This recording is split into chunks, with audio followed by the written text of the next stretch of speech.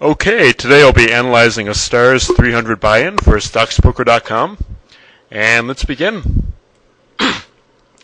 Now, the first thing to note is that we are using an overlay, and here are the stats we're going to use. I'll begin with the first one, number of hands.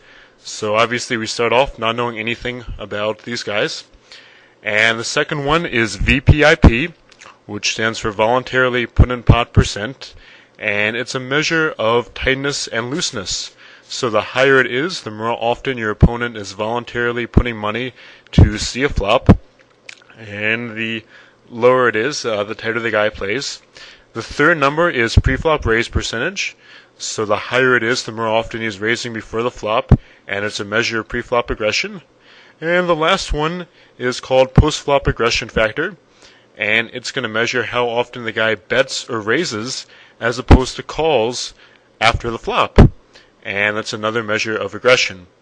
So I would say the most important ones for the tight aggressive, loose passive type categorizations you should be going for are the VPIP and the PFR. So obviously 3 hands is not a lot to base things on, but as we go on, it's going to become more and more significant.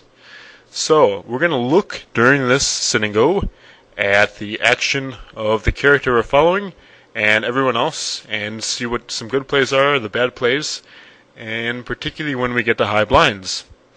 Now, what's interesting about the SitNGo, as we've discussed, is that low blind play, you really want to play tight because, and I'm saying this relative to a no-limit cash game, when other players are eliminated, you automatically gain equity. Okay, and I'm going to pause it for some of the key hands we'll be looking at. So in this one, we have a decent hand in the button. It's folded to us, and we're going to make a small open raise. And we take it right before the flop. During lower buy-in SitNGos, this is a tougher move to pull off.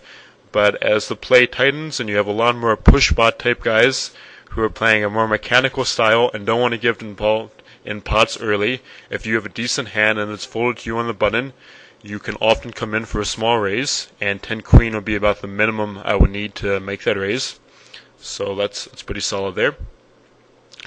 And anytime a player gets eliminated, you automatically gain equity. And that's because there's one fewer player who can finish in the money.